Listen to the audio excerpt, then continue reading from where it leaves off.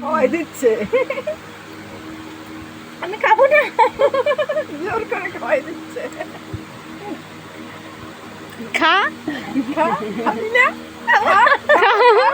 খাও। খা।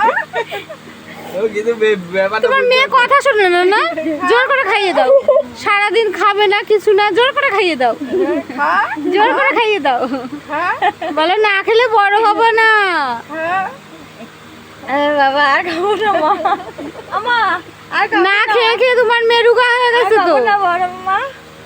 না খেয়ে খেয়ে তোমার মেয়ে রোগা হয়ে গেছে, খায় না কিছু না। আর খাবো না, আর খাবো না। এখনো ধরে আছে দেখো। না না,